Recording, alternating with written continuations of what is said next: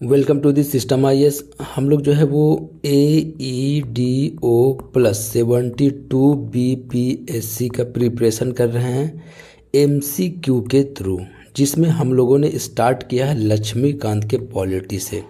ठीक है, theoretical part जो है ऑलरेडी 71 BPSC के लिए पढ़ाया था। ठीक है, वो प्लेलिस्ट में पढ़ा हुआ है, सेम पढ़ना है, कुछ अलग नहीं पढ़ना है।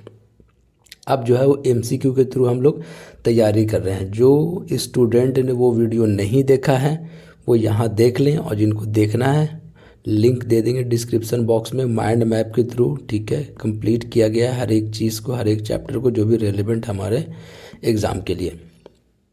ठीक है, उसके बाद हम लोगों ने MCQ का सीरीज जो है शुरू किया है, जिसमें AEDO+BPSC 72 के लिए ठीक है हम लोग तैयारी कर रहे हैं। MCQ है, ठीक है, MCQ विद एक्सप्लेनेशन। ठीक है, एक चैप्टर से जितना सवाल बन सकता है, ठीक है, उतना सारा सवाल जो है वो हम लोगों ने बनाया है। ठीक है, और आप जब इस चैप्टर को कर लोगे, फॉर एन एग्जाम्पल कि salient feature of the constitution को कर लिए, तो इससे ज़्यादा सवाल अब बनेगा ही नहीं। ठीक है, या बनेगा, कोई ऐसी बात तो नहीं कि बहुत सारा आर्टिकल इसमें आएगा। ठीक है, तो उतना सारा आर्टिकल भी पढ़ना ज़रूरी नहीं है, जो रेलिवेंट आर्टिकल है उसी को हम लोग पढ़ेंगे।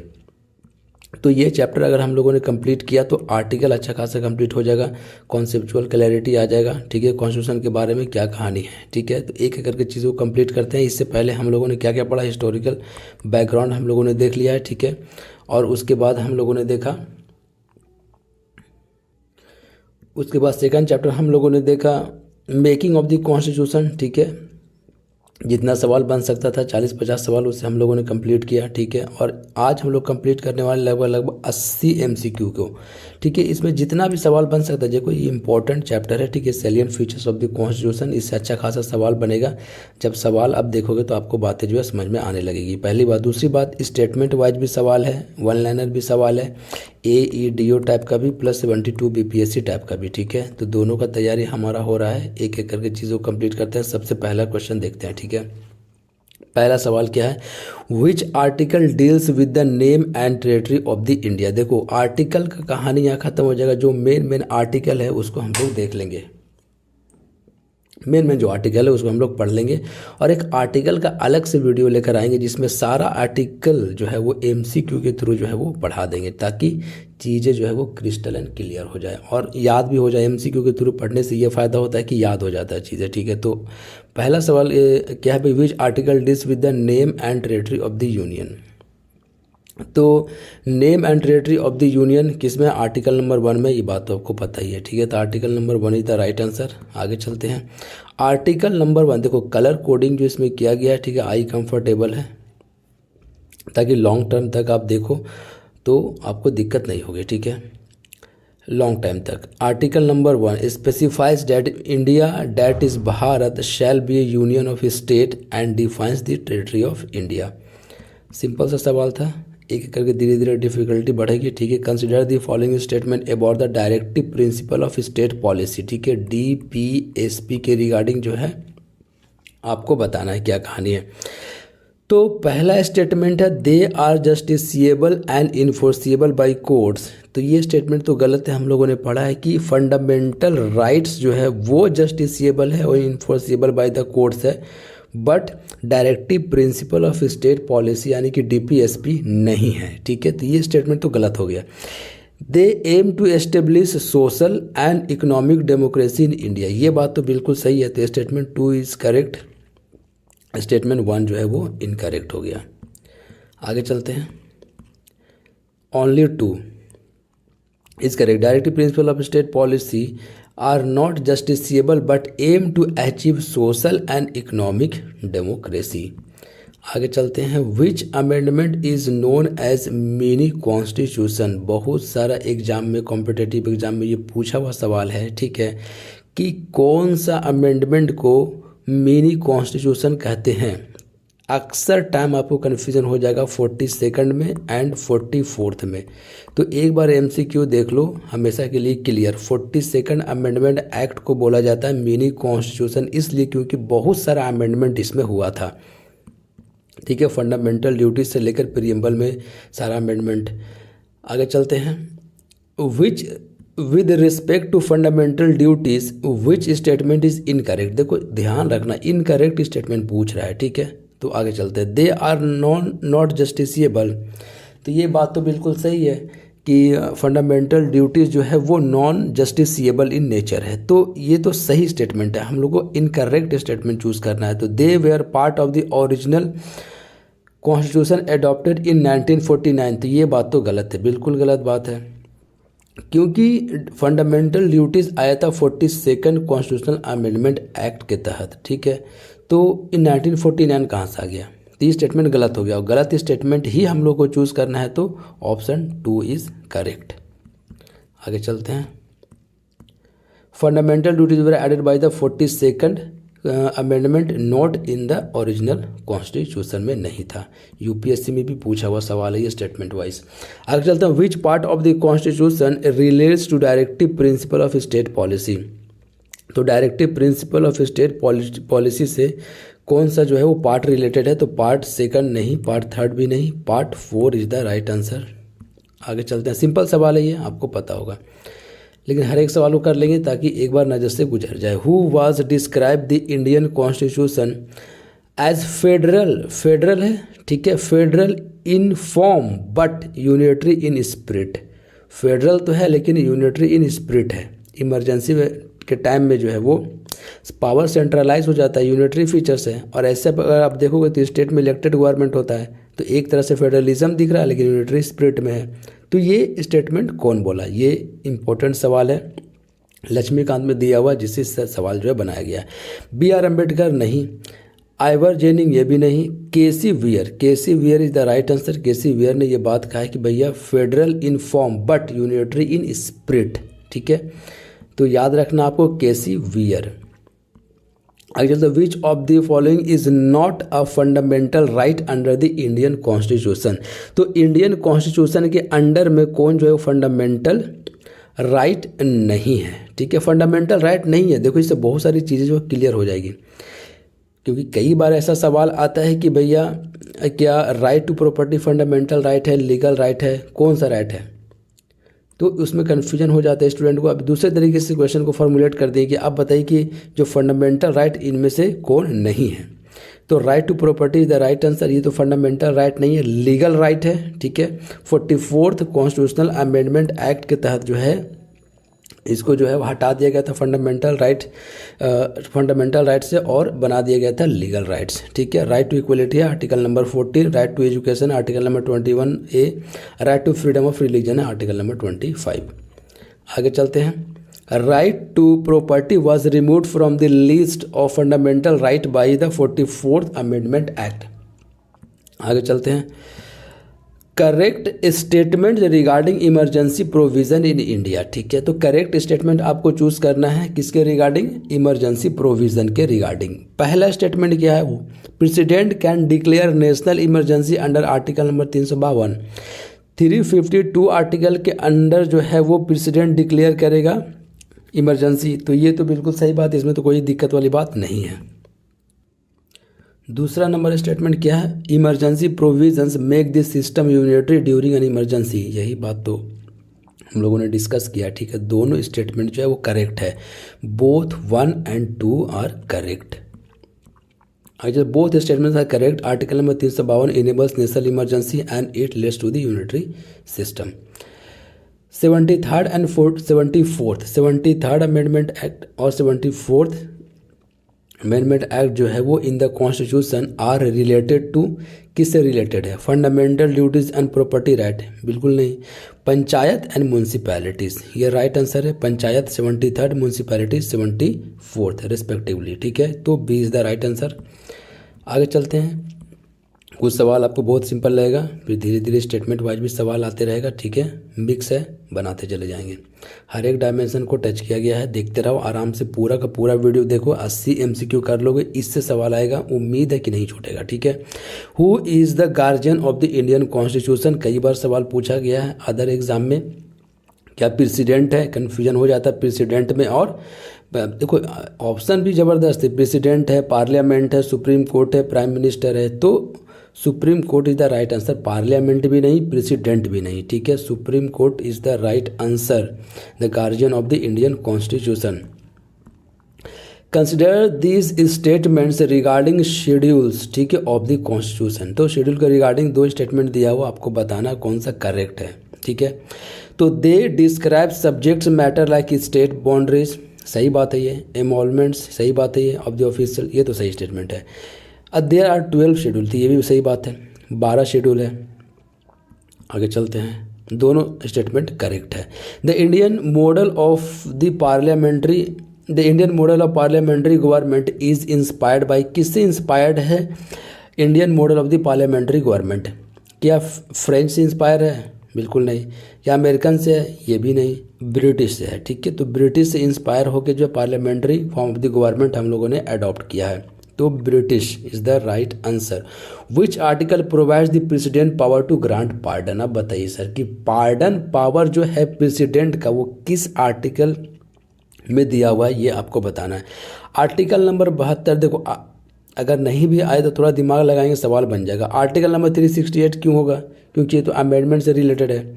आर्टिकल नंबर 21 एजुकेशन से रिलेटेड है। आर्टिकल नंबर 370 आपको पता ही है। तो आर्टिकल नंबर 72 जो है वो आंसर इसका हो जाएगा। तो article number 72 grants the president power to give pardon, reprieves, respites and remission. इस बार तो पार्डन दे दिया, अगर अगली बार रिप्राइव्स दे दे या रिस्पाइट दे दे या रिमिशन दे दे तो आपको बातें जो है वो समझ में आनी चाहिए, कोई दिक्कत वाली बात नहीं है। The 86th constitutional amendment act, ठीक है, इज रिलेटेड टू व्हाट? किससे? एजुकेशन से रिलेटेड है। ऑप्शन देखते हैं। राइट टू इन्फॉर्मेशन, नहीं। एबोलिशन ऑफ अनटचेबिलिटी, नहीं, तो आर्टिकल नंबर 17 है। Education as a fundamental right, ये सही बात है।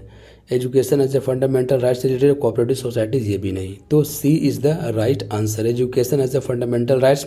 That is 6th amendment made education for children as 6 से 14 a fundamental right under article number 21A। कहने का मतलब ये है कि हम लोगों ने पढ़ा है फंडामेंटल राइट्स में कि 86th कॉन्स्टिट्यूशनल अमेंडमेंट एक्ट के तहत जो है आर्टिकल नंबर 21A लाया गया था, जिसमें ये कहा गया कि 6 से 14 तक के बच्चों को जो है वो कंपलसरी एजुकेशन दिया जाए by the state.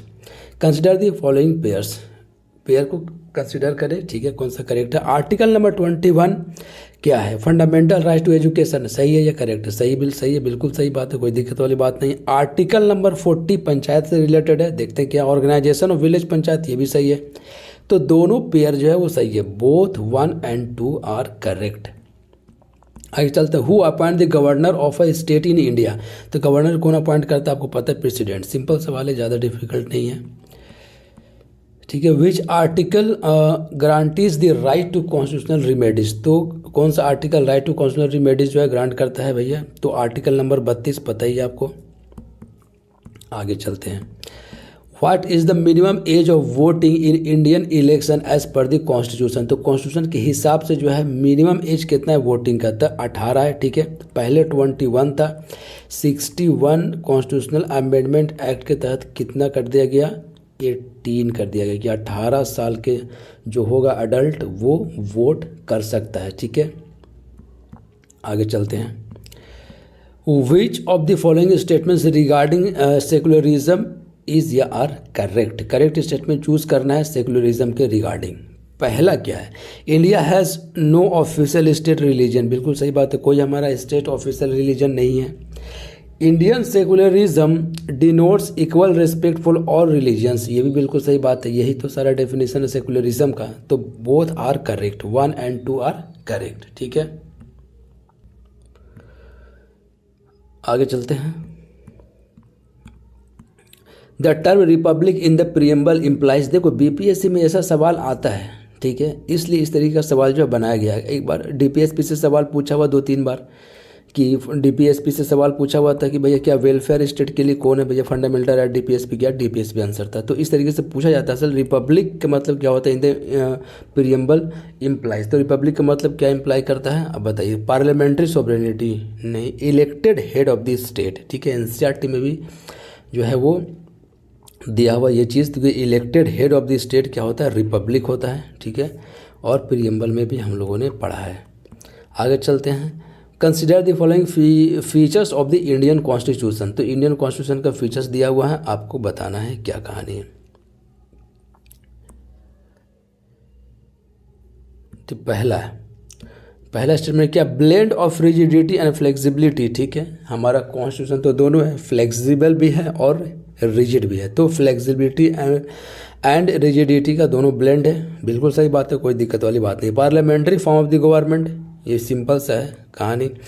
Presidential veto powers only, नहीं तो प्रेसिडेंशियल वीटो पावर का तो बात नहीं है, ओनली जहाँ लग गया तो स्टेटमेंट ऑटोमेटिक ये गलत हो गया। ठीक है, विच of the above is your features of the Indian constitution. तो 1 and 2 is the right answer, A is the right answer. देखते हैं क्या कहानी है, दोनों सही है। ठीक है, the Indian constitution combines rigidity and flexibility and has a parliamentary system. Presidential veto powers are not exclusive और प्रीडोमिनेंट। देखो I am not well, that's why आवाज़ जो है वो थोड़ा अजीब आपको सुनाई दे रहा होगा। ठीक है, आगे चलते हैं।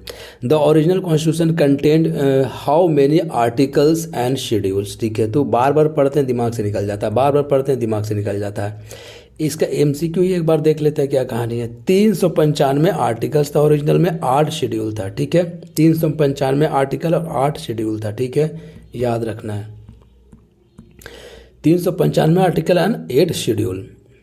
Which article provides for the establishment of the supreme court of India. देखो इस तरफ कोई दिमाग जाएगा आपको, तो कौन सा आर्टिकल है जो रिलेटेड है किससे, establishment of the supreme court से। तो आर्टिकल नंबर 124, आर्टिकल नंबर 124। देखो रेड कलर अगर यूज़ करेंगे तो थोड़ा ज़ोर पड़ेगा MCQ में, इसीलिए हम लोग जो है वो येलो कलर इस्तेमाल कर रहे हैं ताकि आई पे उतना ज़ोर ना पड़े। What does article 368 deal with.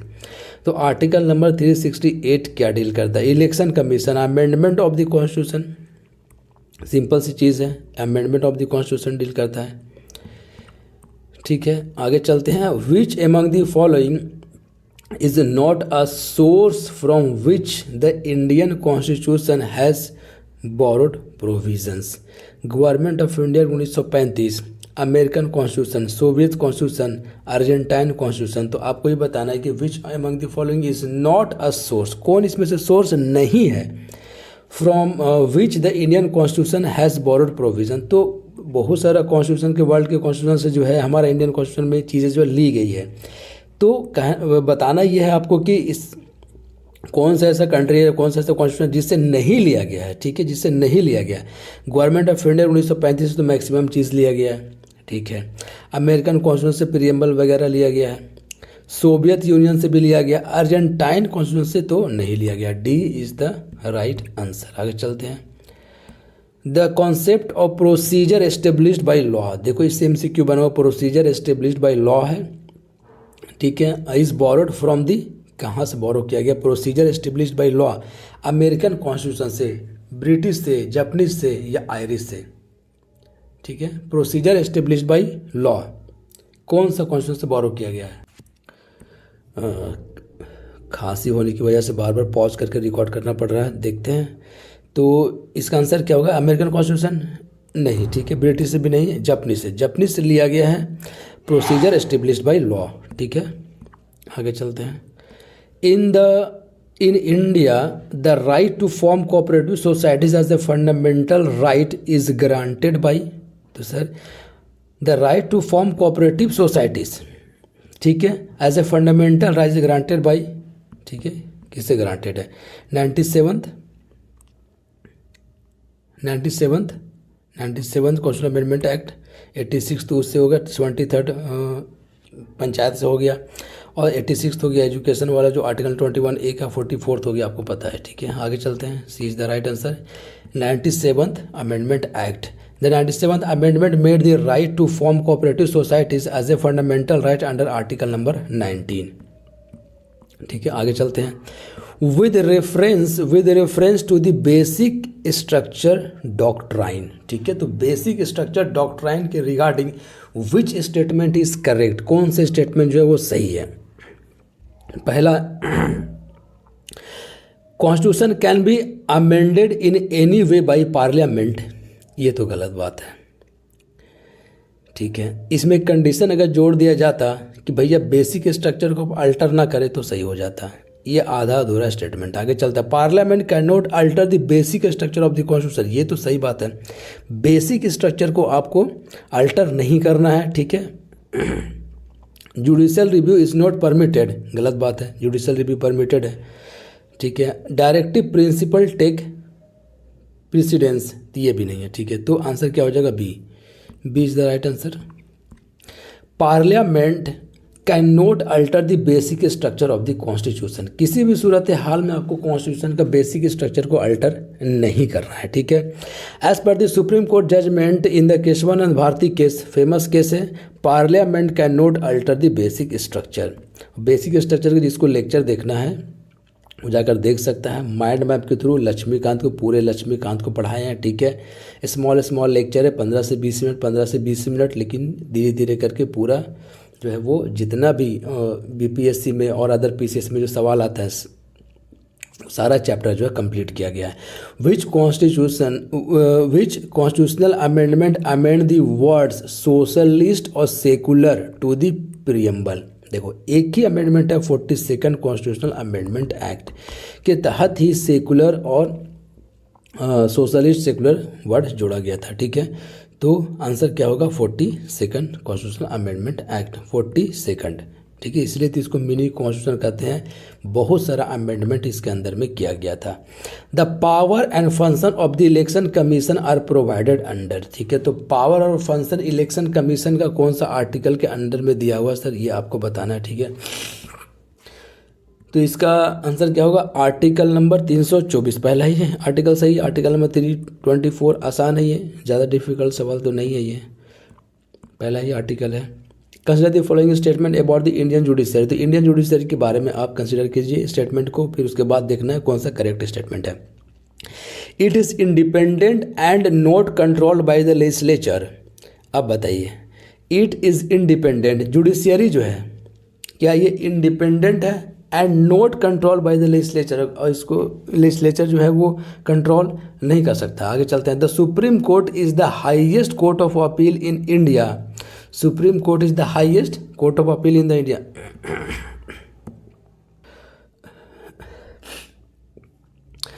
तो the supreme court is the highest court of appeal in India, ये तो सही है, ठीक है। ये भी स्टेटमेंट सही ही है। इट इज़ इंडिपेंडेंट जुडिशरी हमारा तो है ही, and not control by the legislature. तो दोनों स्टेटमेंट जो है वो करेक्ट है। देखते हैं क्या कहानी है, दोनों स्टेटमेंट करेक्ट है, ठीक है। The both statements are correct. The judiciary is independent and the supreme court has the highest appellate authority, ठीक है। Fundamental rights in India are, तो fundamental rights in India are statement देखते हैं, not enforceable by court. Fundamental rights enforceable है तो statement तो गलत हो गया। Absolute, justiciable and subject to reasonable restrictions. देखो ये एक जो है वो अच्छा स्टेटमेंट है, मतलब करेक्ट स्टेटमेंट है कि जस्टिसेबल तो है and subject to reasonable restriction. Emergency के टाइम में जो है रेस्ट्रिक्शन लगाते हैं फंडामेंटल राइट्स पे, ठीक है। तो C is the right answer. आगे चलते हैं, justiciable and subject to reasonable restriction. Which of the following statements about the president of India is correct. Correct statement choose करना है regarding president of India. The president is directly elected by the people, गलत बात है। The president is elected by an electoral college, ये सही बात, ठीक है। तो इलेक्टोरल कॉलेज के थ्रू जो है वो चूज किया जाता, इलेक्ट होता है प्रेसिडेंट, ठीक है। तो B is the right answer. आगे चलते हैं, which article provides for the abolition और creation of legislative council in states. देखो बार बार ये पढ़ोगे दिमाग में से निकल जाएगा थ्योरेटिकल पार्ट, एक बार एमसीक्यू कर लो याद हो जाएगा आपको, ठीक है। कि भैया एबोलिशन करना है या क्रिएशन करना है लेजिस्लेटिव काउंसिल को, तो इस कौन सा आर्टिकल के अंदर किया जाता है, तो आर्टिकल नंबर 169 के अंदर किया जाता है, ठीक है। कहीं एबोलिशन करना है, कहीं से हटाना है, या कहीं क्रिएट करना है किसी स्टेट में लेजिस्लेटिव काउंसिल को, तो अंडर आर्टिकल नंबर 169 आपको यूज़ करके करना पड़ेगा, ठीक है। तो 169 इज द राइट आंसर, ठीक है। What is the significance of the article number 32 का सिग्निफिकेंस क्या है। Deals with state emergencies, emergency कहाँ से आ गया अभी। Guarantees right to constitutional remedies, देखो कॉन्स्टिट्यूशनल रेमेडीज आ गया, सही है। आगे चलते हैं, डील्स विथ ह्यूमन लिस्ट नहीं। Provides for the controller and auditor general of India, ये भी नहीं है, ठीक है। तो controller and auditor general of India CAG के लिए भी नहीं है, ये है guarantees right to constitutional remedies article number 32, ठीक है। How many fundamental duties are currently listed in the Indian constitution, तो अभी करेंटली कितना जो फंडामेंटल ड्यूटीज लिस्टेड है, 10, 11, 12 सब क्लोज आंसर है, ठीक है। कंफ्यूज नहीं होना आपको, 11 इज द राइट आंसर, पहले 10 था उसके बाद 1 जोड़ा गया था, ठीक है। तो there are 11 fundamental duties with the last one added by the 86th constitutional amendment act, ठीक है। 51 article number 51 sub clause 1 sub clause के, विच of the following is not an independent constitutional body, कौन इसमें से इंडिपेंडेंट कॉन्स्टिट्यूशनल बॉडी नहीं है, not है, ठीक है। यूपीएससी टाइप का ये सवाल है। इलेक्शन कमीशन तो है आर्टिकल, ठीक है, यूपीएससी भी है, कैग भी है, ये नहीं है। नेशनल ह्यूमन राइट कमीशन का कोई आर्टिकल ही नहीं है, इसलिए क्या हो गया, ये not an independent constitutional body.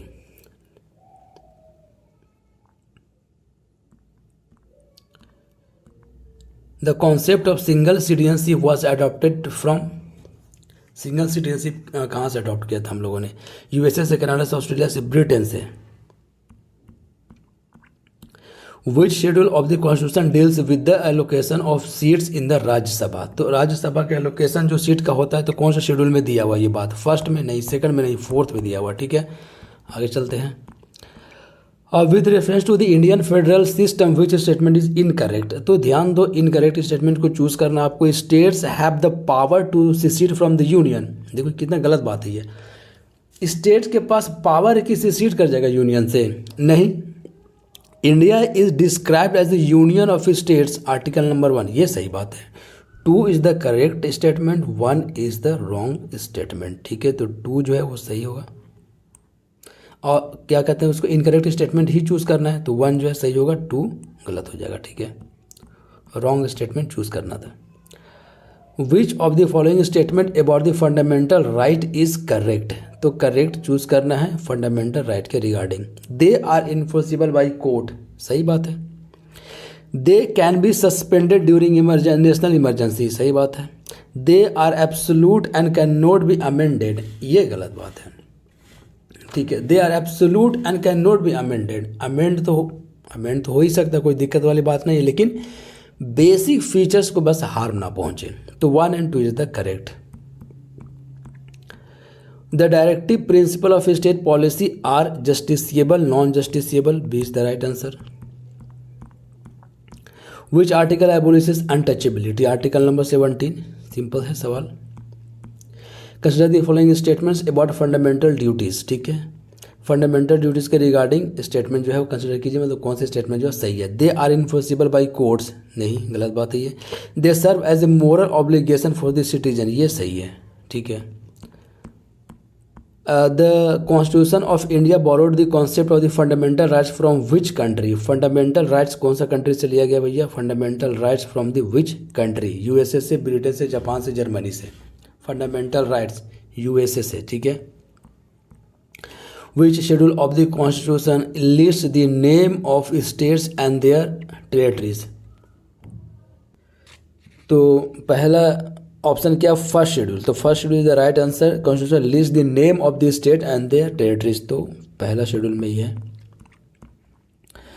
Which among the following statements about the Indian federal system is incorrect? Incorrect statement आपको बताना है।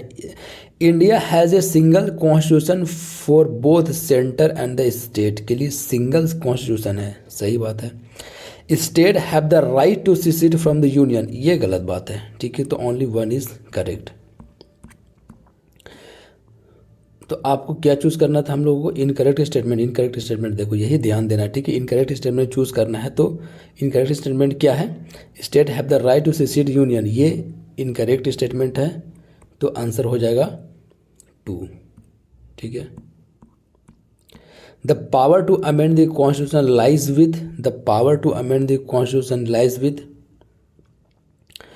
कॉन्स्टिट्यूशन को अमेंड करने का पावर किसके पास है, पार्लियामेंट के पास पावर होगा, किसके पास होगा। Which of the following is true about the emergency provision के रिगार्डिंग स्टेटमेंट ट्रू बताना आपको। National emergency can arise due to external aggression, सही है। State emergency is also known as the president rule, सही है। Financial emergency has never been declared in India, ये भी सही बात है। तीनों स्टेटमेंट करेक्ट है। आज तक कोई फंडामेंट ये फाइनेंशियल इमरजेंसी लगा नहीं है। और स्टेट इमरजेंसी को जो प्रेसिडेंट रूल कहते हैं, ठीक है। नेशनल इमरजेंसी हो एक्सटर्नल एग्रेशन के लिए, ये भी सही है। तो तीनों स्टेटमेंट सही है। All of the above are correct statements, ठीक है। The term union of state is mention in which article, तो यूनियन ऑफ स्टेट जो है कौन सा आर्टिकल में मेंशन है, आर्टिकल नंबर 1 में। Consider the following statements about judiciary in India, judiciary के बारे में स्टेटमेंट बताइए sir. Judiciary is separate and independent from the executive, सही है।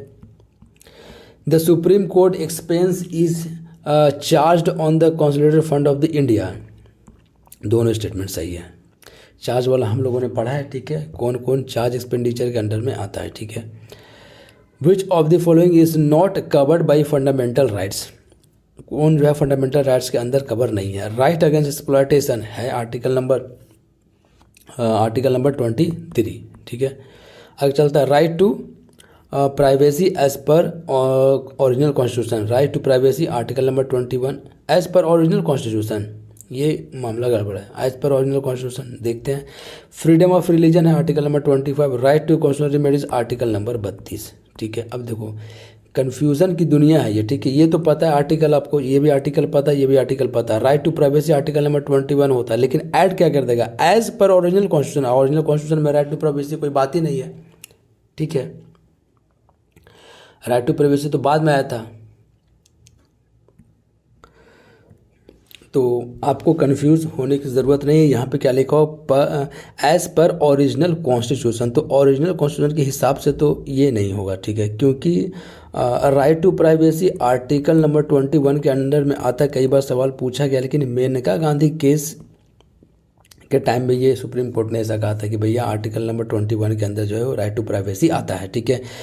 और बाकी का तो आर्टिकल हम लोग को पता है कि right against exploitation article number 23 and 24 हो गया, right freedom of religion article number 25 हो गया, और राइट टू कॉन्स्टिट्यूशनल रिमेडीज हो गया आर्टिकल नंबर 32, ठीक है। ओरिजिनल कॉन्स्टिट्यूशन में ये बात नहीं किया गया है राइट टू प्राइवेसी के रिगार्डिंग, तो B is the right answer, ठीक है। मेनका गांधी केस में आया था राइट टू प्राइवेसी एज पर the original constitution. Right to privacy was reorganize later through judiciary, it is not original constitution. Maneka Gandhi case में आया था। आगे चलते हैं, बहुत सारा चीज़ आया था मेनका गांधी केस में। हम लोगों ने फंडामेंटल राइट में इस चीज़ को देखा था पूरा लिस्ट, ठीक है। विच of the following is the highest law of the land, highest law of the land statutory law government of India 1935, ठीक है। Constitution of India, constitution of India is the right answer. Next question देखते हैं क्या है।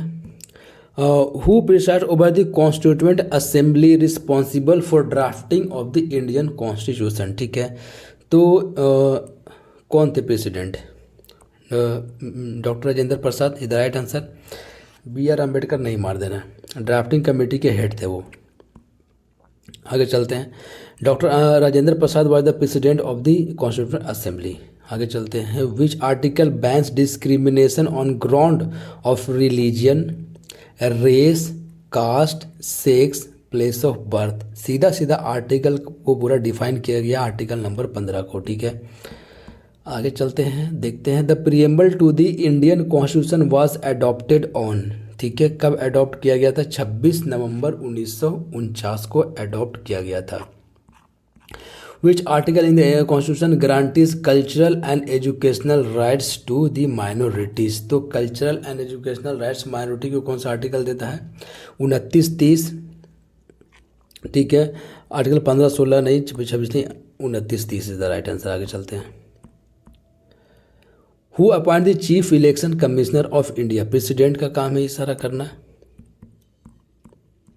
The power of judicial review in India lies with parliament, नहीं, parliament क्यों होगा judicial review के अंदर में, प्रेसिडेंट भी नहीं। Supreme court and high court is the right answer, ठीक है। अब कहीं पे सिर्फ हाई कोर्ट, अब एक ऑप्शन में यहाँ पे हाई कोर्ट रहता है, ठीक है, और फिर दूसरे ऑप्शन में सुप्रीम कोर्ट रहता है, तीसरा ऑप्शन में देता है high court plus supreme court. तो तीसरा ऑप्शन हम लोग क्लिक करते हैं क्योंकि हाई कोर्ट और सुप्रीम कोर्ट दोनों आंसर होगा, ठीक है। इलेक्शन कमीशन, ये तो ऑप्शन बहुत आसान है, which article empowers the governor to promulgate ordinances during recess of the state legislature. तो जो ऑर्डिनेंसेस प्रोमulgate किया जाता है गवर्नर के द्वारा कौन सा आर्टिकल के अंडर में? Article number 213, article number 356, article number 370, article number 320। तो आर्टिकल नंबर 213, ठीक है। और 1, 2, 3 किसके लिए है? प्रेसिडेंट के लिए। 213 किसके लिए है? 213 किसके लिए है? गवर्नर के लिए। The Indian constitution is called the lengthiest written constitution because it, क्यों कहा जाता है? Has only 7 articles, is very elaborate and detailed. हर चीज़ जो है डिटेल में लिखा गया, ठीक है। इसीलिए जो है वो लेंथीएस्ट कॉन्स्टिट्यूशन हो गया वर्ल्ड का। विच article deals with the abolition of titles in India. तो टाइटल्स को एबोलिशन के लिए कौन सा आर्टिकल जो है रिलेटेड? आर्टिकल नंबर 16 है, 18 सॉरी, टाइटल्स है ना 18, आर्टिकल नंबर 18 है। आगे चलते हैं। Single citizenship in India means, इसका मतलब क्या होता है? देखो मतलब भी समझना जरूरी है, सवाल बन सकता है। Citizenship of entire India irrespective of state, citizenship of state only, dual citizenship of India and state, citizenship based on the religion. ये तीनों स्टेटमेंट गलत है। Citizenship of entire India irrespective of the state. एक बार आप को जो है वो सिटीजन बन गए तो भैया इंडिया के सिटीजन, आप स्टेट से कोई मतलब नहीं। आगे चलते हैं। The first schedule of the Indian constitution list names of the states and the union territories. आपको तो याद हो गया होगा, ठीक है। Which article provides for the suspension of fundamental rights during emergency. तो फंडामेंटल राइट्स को सस्पेंड कर देते हम लोग इमरजेंसी में पढ़े हैं, तो कौन सा आर्टिकल के अंदर? आर्टिकल नंबर 358 के अंदर। आर्टिकल नंबर 358 हम लोगों ने देखा था, आर्टिकल नंबर 359 देखा था, दोनों आर्टिकल को देखा था, ठीक है। The 44th amendment act provide for, किस लिए है भैया? Reducing voltage. ये तो 61 कॉन्स्टिट्यूशन अमेंडमेंट एक्ट के तहत हुआ था। Removal of right to property as fundamental right, ये सही है कि 44th कॉन्स्टिट्यूशन अमेंडमेंट एक्ट के तहत जो है वो रिमूव कर दिया गया था, किसको? राइट टू प्रॉपर्टी को फंडामेंटल राइट से हटा दिया गया था और लीगल राइट बना दिया गया था, ठीक है। The power of judicial review in India was borrowed from. तो पावर ऑफ जुडिशियल रिव्यू कहाँ से लिया गया था? अमेरिकन कॉन्स्टिट्यूशन से लिया गया था, ब्रिटिश से नहीं, आयरिश से भी नहीं, जर्मन से भी नहीं, ठीक है। तो American constitution is the right answer judicial review के लिए। The emergency provision in the constitution were influenced by the, देखो अभी एमसीक्यू के थ्रू ये सब सारी चीज़ों को कंप्लीट कर रहे हैं तो आसान लग रहा है, ठीक है। British government of India act 1935 के तहत ये लिया गया था emergency provision. French constitution, Russian constitution या जापानीज कॉन्स्टिट्यूशन, ठीक है। फ्रेंच कॉन्स्टिट्यूशन के तहत नहीं, रशियन कॉन्स्टिट्यूशन नहीं, जापानीज भी नहीं, ब्रिटिश गवर्नमेंट ऑफ इंडिया 1935, ठीक है। तो ब्रिटिश गवर्नमेंट ऑफ इंडिया 1935 के तहत लिया गया था। अब आप कमेंट करके बताओ कि भैया जर्मन से क्या लिए थे हम लोग इमरजेंसी के regarding. Emergency provision were mostly borrowed from the 1935 act. The annual financial statements और budget is discussed in which article? Number 112, simple है। इस तरीके से मेन आर्टिकल हम लोग जो है वो कवर कर रहे हैं, हर एक आर्टिकल को पढ़ना थोड़ी ज़रूरी है। विच of the following statement about the parliament of India is correct? ठीक है, इट इज़ बाई कैमरल, सही बात है। राज्यसभा लोकसभा बाई कैमरल है। The Rajya Sabha is a permanent house, ये भी सही बात है, परमानेंट हाउस है। The Lok Sabha is maximum term is 5 years। अब देखो द लोकसभा का मैक्सिमम टर्म कितना है? 5 साल तक। अब इसमें कन्फ्यूज होने की जरूरत नहीं है। तो क्या कहानी है? कहानी कि which of the following statement about the parliament is correct? तो तीनों ही करेक्ट ही है। बाई कैमरल है ही, Rajya Sabha is the permanent house है ही, 5 साल तक होता है ये मैक्सिमम टर्म इसका। अब ज़्यादा दिमाग इसके आगे पीछे लगाने की जरूरत नहीं है कि इमरजेंसी का टाइम एक्सटेंड हो जाता है, प्रेसिडेंट जब चाहे तब इसको डिसॉल्व कर सकता है, वो सब नहीं सोचना है। जब कंडीशन दिया हुआ रहेगा तब सवाल बनेगा। आगे चलते हैं। The article number 15 prohibits discrimination on which grounds? Which ground पे जो है आर्टिकल नंबर 15 पहले भी सवाल देखे हैं। रिलीजन, रेस, कास्ट, सेक्स और प्लेस ऑफ बर्थ, एकदम एग्जैक्टली लिखा हुआ, ठीक है। A is the right answer. Which body conducts examination for entrance into all India services? Simple है, UPSC. A person convicted under preventive detention is entitled to trial only by the supreme court. Representation to an advisory board, no trial और appeal, bail automatically. बताइए sir. तो पहला ही only तो ये तो कहानी खत्म है। Representation to an advisory board ये सही है, नो ट्रायल और अपील ये से कैसे हो सकता है, बेल ऑटोमेटिकली ये भी गलत है। स्टेटमेंट पढ़ोगे तो भी आप एलिमिनेट करके बना दोगे। The right to constitutional remedies is in article number 32। The president rule under article number 356 can be imposed because of break down of the constitutional machinery in the state, financial crisis, article number 356 है, ठीक है। Failure of the local government या political party disputes, break down constitutional remedies तो financial crisis के regarding article number 356 है। Sorry यहाँ पे mistake हो गया, आर्टिकल नंबर 356 दिया, 360 नहीं, article number 356 number article state में प्रेसिडेंट रूल लगता है। आर्टिकल नंबर 360 जो है फाइनेंशियल इमरजेंसी के लिए, ठीक है। तो article number 356 break down of the constitutional machinery in the state, financial crisis नहीं। Financial crisis article number 360। 5 year plan in India are based on, किस चीज़ पे बेस्ड है 5 year plan, directive principle of state policy ये तो सही है, fundamental right fundamental duties भी नहीं, आर्टिकल रिलेटेड टू जुडिशियरी ये भी नहीं, यही आंसर है इसका। The Indian constitution is uniquely called a quasi federal, ठीक है। क्वासी फेडरल कहा जाता है इसको, क्वासी फेडरल कॉन्स्टिट्यूशन बिकॉज क्यों कहा जाता है क्वासी फेडरल, कंप्लीट फेडरल नहीं है, क्वासी फेडरल है। Power is shared equally between the centre and the state, the center has overriding power during emergencies, it is exactly like US constitution, states can veto central power, तो the center has overriding power during emergency, ये सही है। इसी की वजह से जो है वो कंप्लीट फेडरल नहीं बन पाता है, क्या कहते हैं इसको, क्वासी फेडरल कहते हैं, ठीक है। The center has the overriding power during emergency. The concept of judicial review implies, judicial review का मतलब क्या होता है, court can amend law directly, court can examine validity of the law and executive order, ठीक है। Parliament prevail over courts, judiciary is control by the legislature, ये answer, court can examine validity of laws and executive order, यही तो है judicial review, ठीक है। आगे चलते हैं, क्वेश्चन नंबर 79 देखते हैं। Which article states the official language of the union, तो official language of the union जो है कौन सा आर्टिकल स्टेट करता है, बताइए। तो आर्टिकल नंबर 343 नंबर आर्टिकल है इसके लिए, लैंग्वेज के लिए ऑफिशियल लैंग्वेज आर्टिकल नंबर 343 है, ठीक है। देखते हैं 343 है। The right to equality includes, क्या इंक्लूड, लास्ट क्वेश्चन है ये, लास्ट MCQ है, 80 क्वेश्चन जो है कंप्लीट हो गया हम लोग का, ठीक है। The right to equality includes, क्या इंक्लूड करता है, right to equality includes equality before law and prohibition of discrimination. देखो ये पहला स्टेटमेंट तो बिल्कुल सही दिख रहा है, आगे स्टेटमेंट पढ़ते हैं। Rigidity to property, right to property नहीं, right to form cooperative societies, freedom of religion, equality before law and prohibition of discrimination, A is the right answer, right to equality यही इंक्लूड्स करता है, ए सही है, ठीक है। देखते हैं क्या ए सही है, ठीक है।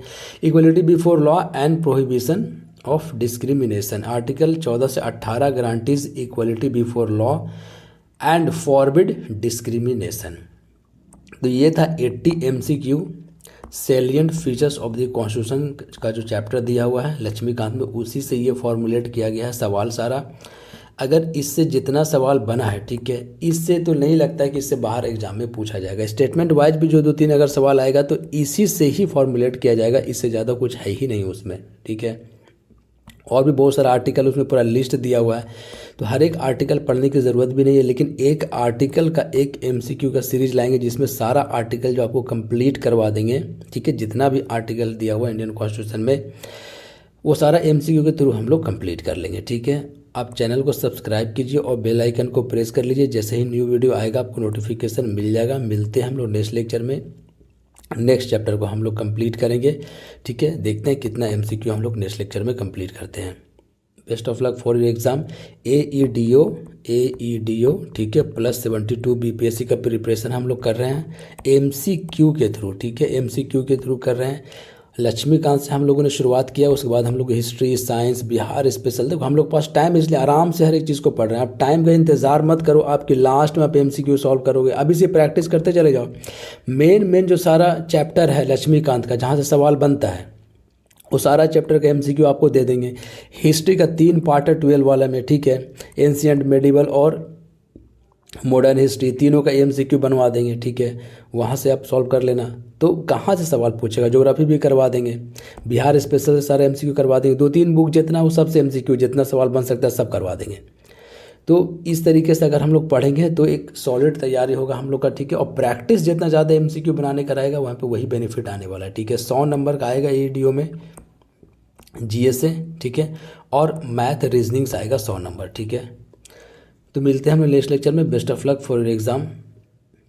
चैनल को आप जरूर से जरूर सब्सक्राइब कर लें, ठीक है, और बेल आइकन को प्रेस कर लें, जैसे न्यू वीडियो आएगा आपको नोटिफिकेशन मिल जाएगा। इसका पीडीएफ जो है आपको टेलीग्राम चैनल पे मिल जाएगा, और टेलीग्राम चैनल का लिंक जो है आपको चैनल के डिस्क्रिप्शन बॉक्स में मिल जाएगा, और वीडियो के डिस्क्रिप्शन बॉक्स में भी डाल देंगे, वहाँ से जाकर आप ज्वाइन कर लो चैनल को।